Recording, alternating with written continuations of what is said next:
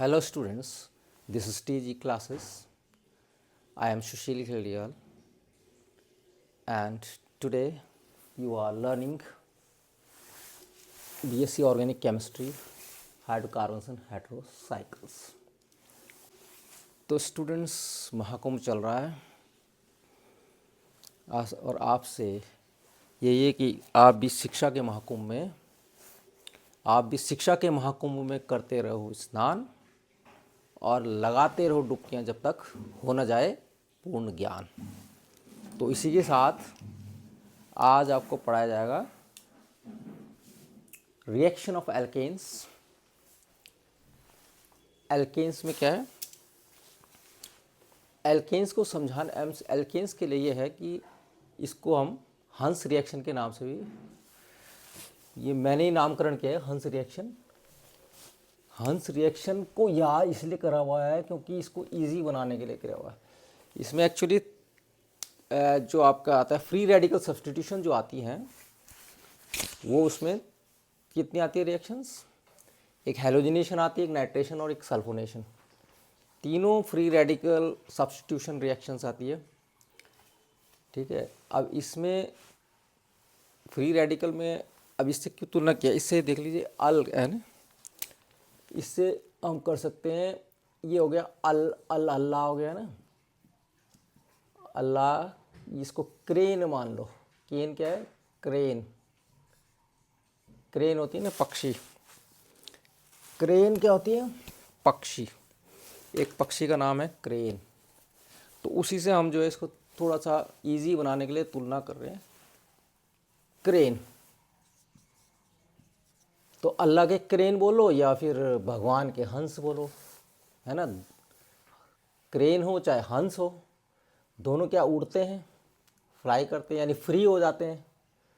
Free हो जाते हैं तो क्या बनता है, फ्री रेडिकल सब्स्टिट्यूशन बन गया। तो फ्री रेडिकल सब्स्टिट्यूशन में तीन रिएक्शन आती है हंस में, HNS। देखो हंस हो गया ना, हंस, S से हेलोजिनेशन, N से नाइट्रेशन और S से सल्फोनेशन हो गया। ठीक है, उसमें हेलोजिनेशन तो हमने बता दिया था आपको पिछले लेक्चर में, लेक्चर नंबर 2 पार्ट 1 में बताया था, जिसमें मैंने थोड़ा इजी बनाने के लिए उसमें भी समझाया गया था। क्या समझाया था कि क्लोरीन और मीथेन खेल रहे, बताया था ना, क्लोरीन मीथेन खेल रहे मीठी धूप में और 4 विकेट चटक गए किसमें, तीखी धूप में।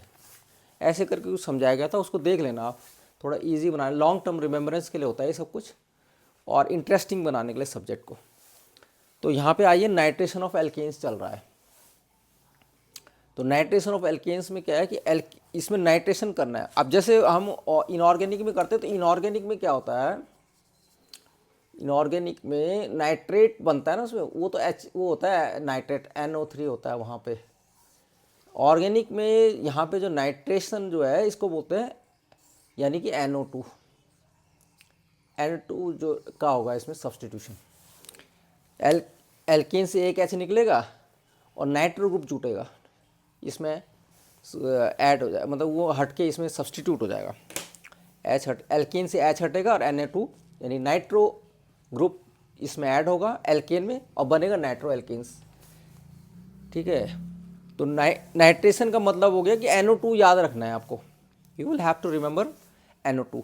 देखो एल्केन्स लिया, कंसनट्रेटेड HNO3 होना चाहिए, बहुत ही ज़्यादा वॉलेटाइल होता है, हाई टेम्परेचर प्रेशर, खुद ही उसमें बहुत ज़्यादा आपको पता है टेम्परेचर होता है ना, तेजाब है, HNO3 एसिड है, तो नाइट्रिक एसिड हो गया, नहीं हो गया। तो ये 400 से 500। अब जनरली जो है क्या चाहिए, क्योंकि ये बहुत स्ट्रॉन्ग बॉन्ड्स होते हैं ना, alkanes are very strong bonds. तो एल्केन्स क्या होता है, non polar, lacks in functional group पे है, because of sp3 hybridise, saturated है। तो देयरफॉर इसको तोड़ने के लिए अब generally boiling water 100 degree centigrade होता है, तो कम से कम 5 गुना तो लेंगे हम, 4-5 गुना। तो इसलिए हमने 400 to 500 डिग्री सेंटीग्रेड जब हम लेते हैं इसको, कंसनट्रेटेड HNO3 डालते हैं एल्केन के साथ ऐड करते हैं, तो तब ये नाइट्रो एल्केन्स देता है। सब्स्टिट्यूशन, फ्री रेडिकल सब्स्टिट्यूशन के थ्रू क्या देता है, नाइट्रो एल्केन्स बनाता है। ठीक है स्टूडेंट्स, तो इस तरीके से ये रिएक्शन ऑफ एल्केन्स का होता है ना। अब ये सेचुरेटेड का अभी फ्री रेडिकल, देखो ये सिस्टम ये है इसका कि ये क्या, जैसे कि रस्सी है, मान लो रस्सी है, फ्री रेडिकल बनने का कारण बता रहा, मान लो दोनों तरफ जो है 50-50 न्यूटन्स का आपने फोर्स लगा रखा है, यानी इक्वल फोर्स, ठीक है। तो अब ये क्या होगा, रस्सी जब दोनों तरफ से प्रेशर इक्वल लग रहा है, फोर्स इक्वल लग रहा है, तो ये टूट जाएगी रस्सी बीच से टूटेगी नहीं होती। तो इसका मतलब जो इसके इस साइड के होंगे, जितने एक इलेक्ट्रॉन इधर चल जाएगा, एक इलेक्ट्रॉन फ्री हो गया ना, इलेक्ट्रॉन अपने अपने इलेक्ट्रॉन लेके निकल लेंगे, क्योंकि ताकत दोनों बराबर लगा रहे हैं। इसलिए यहाँ पे किसी के इलेक्ट्रॉन कोई खिसका नहीं सकता, जैसे कि उस केस में होता है इलेक्ट्रोनेगेटिविटी के केस में, है ना, पेयर ऑफ इलेक्ट्रॉन को शिफ्ट हो जाता है। तो यहाँ पे नहीं होता, यहाँ पे अपने अपने इलेक्ट्रॉन लेके चल देते हैं दोनों को दोनों, क्योंकि दोनों ताकतवर हैं, बहुत ही ज़्यादा सेचुरेटेड है। यहाँ पे इस तरह से समझ सकते हैं उसको। तो एल्केन्स कंसनट्रेटेड HNO3 के साथ दो देगा, है ना, क्या देता है 400-500 डिग्री सेंटीग्रेड में नाइट्रो एल्केन्स देता है, इट गिव्स नाइट्रो एल्केन्स। यहाँ पे आपका ये होगा ना। अब आगे देखो, आगे भी पढ़ा है, इसको रब कर रहा हूँ मैं students, so note it down. ये आगे ना, इसमें तो आसानी करने के लिए था क्रेन, इसको क्रेन मान लिया, और क्रेन को हिंदी में हंस बोलते हैं। तो एल्केन हंस रिएक्शन ऐसे इजी करने के लिए मैंने ही बनाई। तो इसको हैलोजिनेशन, नाइट्रोजन और सल्फोनेशन, और तीनों क्या देती है, फ्री रेडिकल सब्स्टिट्यूशन देती है, इसलिए बताया गया यहाँ पे, है ना। और हंस उड़ता है तो वही फ्री हो गया ना, उड़ने के बाद फ्री हो गया हंस, तो फ्री रेडिकल सब्स्टिट्यूशन समझने के लिए, ताकि आपको जो है याद रह सके लॉन्ग टर्म रिमेम्बरेंस के लिए, और थोड़ा इंटरेस्टिंग भी बन जाता है, भूल जाते नहीं तो स्टूडेंट्स देखिए, रिएक्शन ऑफ एल्केन्स में सल्फोनेशन रह गया था। Sulphonation means substitute SO3H2 alkane. इसमें क्या करना है, एल्केन लिया है हमने और इसको 450 डिग्री सेंटीग्रेड फ्यूमिंग H2SO4 के साथ लेना है। फ्यूमिंग H2SO4 450 डिग्री सेंटीग्रेड, या ओलियम भी ले सकते हैं, एक ही बात है। तो ये बनेगा alkane sulphuric acid, you will get alkane sulphuric acid. Fuming sulphuric acid का मीन्स ये हो गया कि इसमें वेपर्स जो है, सल्फ्यूरिक एसिड क्या करता है, एटमॉस्फेयर से वेपर्स को एब्जॉर्ब भी करता है और रिलीज भी करता है, दोनों काम करता है। तो इस वजह से अगर ये खुद रिलीज भी कर रहा है तो हमने पहले ही उसका वाटर मॉलिक्यूल हटा देना है। तो जब हम सल्फ्यूरिक एसिड से H2SO4 से जब हमने क्या करा, वाटर मॉलिक्यूल हटाएंगे, तो हमें क्या मिलेगा, हमें मिलेगा SO3H, ये मिलेगा ना, क्योंकि H2O तो हमने SO, अब किसके साथ हटाना है हमने, इसका OH को हम अलग करके और ऐसे बनाएंगे, अब बन गया ना सल्फ्यूरिक एसिड, क्योंकि H2 और SO4 हो गया। तो OH को हम सेपरेट करके रखेंगे, ये फ़ायदा ये होगा हमारा, क्योंकि इससे क्या होता है, वाटर मॉलिक्यूल रिलीज होता है, और OH किससे करेगा, H इससे मिल जाएगा उसको, जहाँ भी मौका मिलता है वो वाटर वेपर रिलीज करता है उसको। तो एल्केन से उसको हाइड्रोजन आयन मिलेगा, और OH उसके पास है ही, सल्फ्यूरिक एसिड के पास, तो इसलिए वो वाटर रिलीज करेगा, वेपर रिलीज करेगा, वाटर वेपर, और क्या देगा, एल्केन सल्फोनिक एसिड देगा, एल्केन सल्फ्यूरिक एसिड देगा, ठीक है ना, sulphonic acid, sorry, alkane sulphonic acid हो गया, नहीं गया, सल्फोनिक आएगा यहाँ पे, एल्केन सल्फोनिक एसिड S। तो in this we will get alkane sulphonic acid. तो ये देखिए यहाँ पे RH, this is alkene, H2SO4 को हम इस तरह से तोड़ के भी लिख सकते हैं, OH SO3H। इसमें क्या होगा कि ये वाटर जो है आपका रिलीज हो जाएगा, और क्या बचेगा, vapour in the form of vapour, और RSO3H एल्केन सल्फोनिक एसिड, ठीक है ना।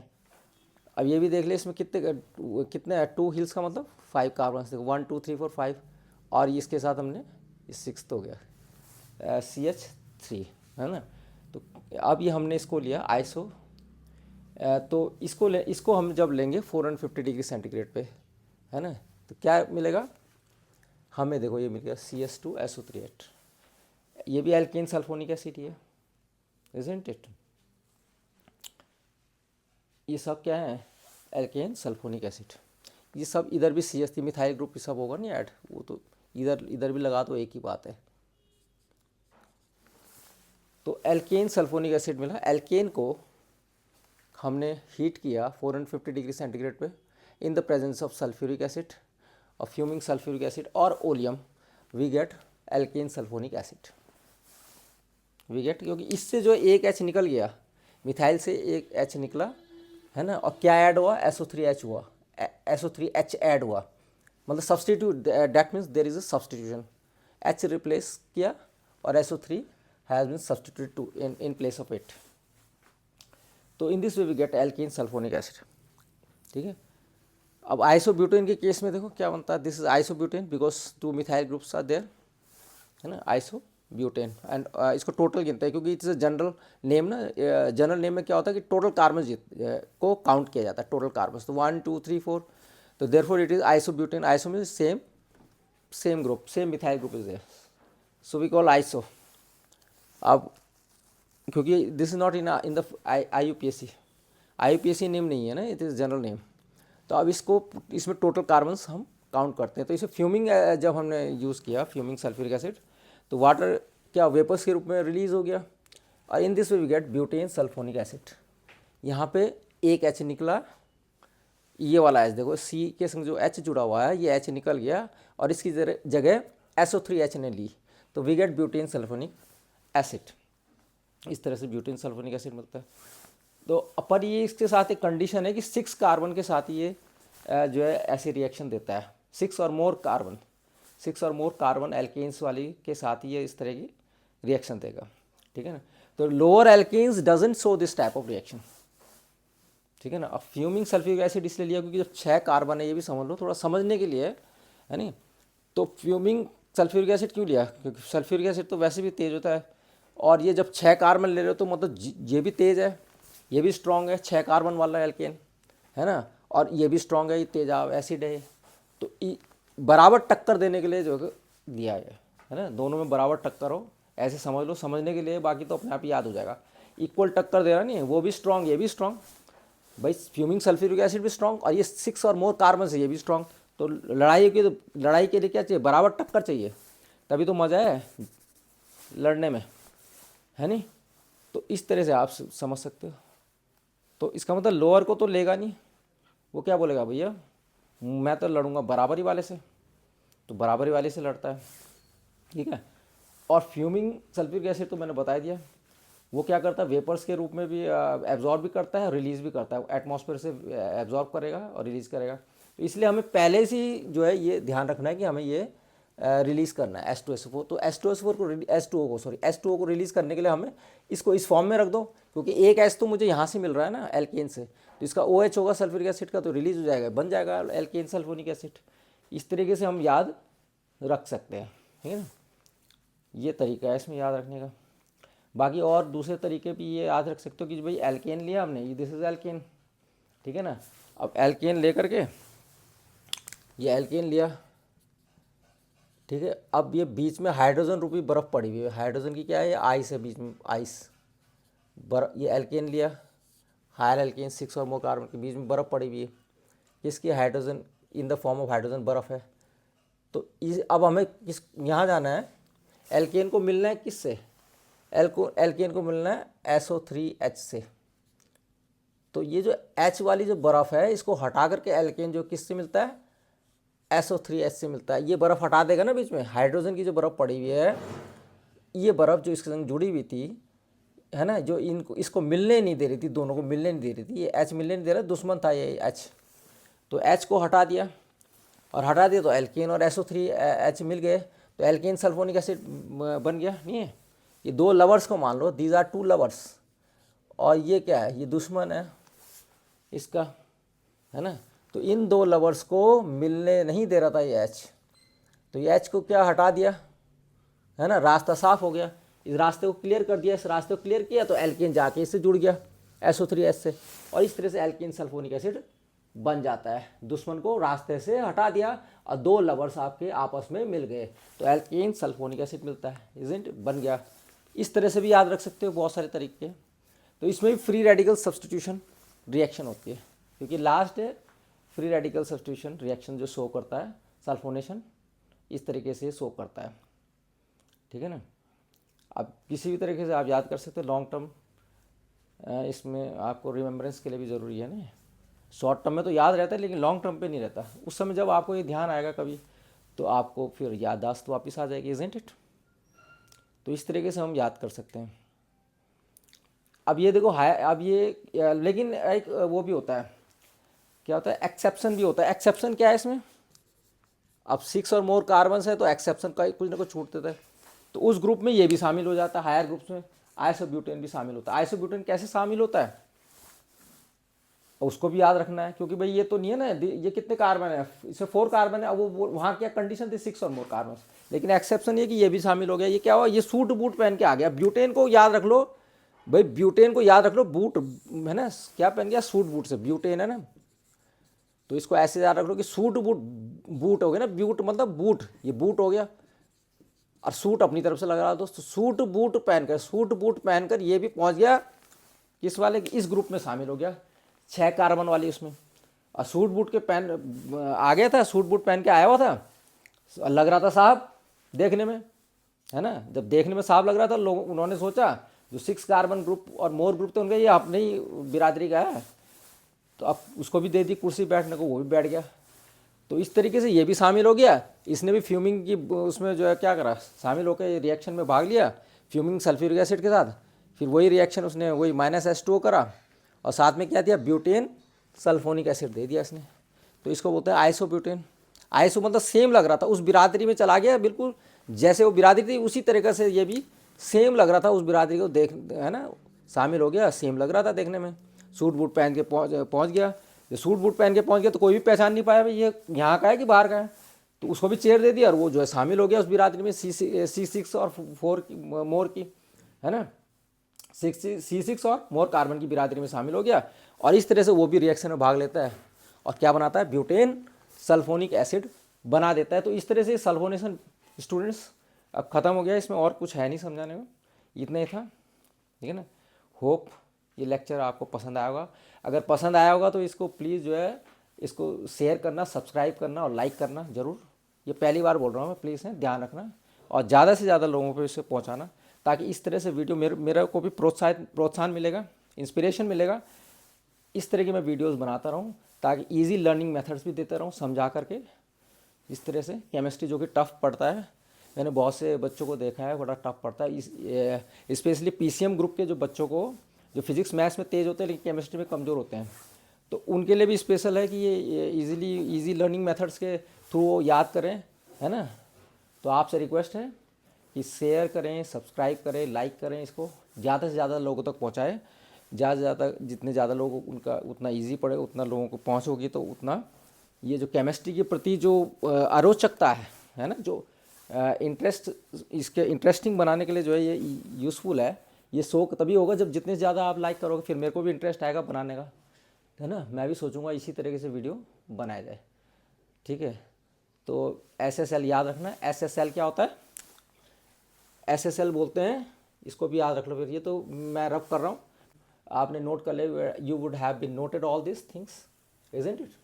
तो SSL का मतलब देखो ये है, SSL का मतलब क्या हो गया, SSL करो यानी शेयर, सब्सक्राइब और L से क्या होगा, लाइक। SSL करना मत भूलना। Okay, thank you students, thank you.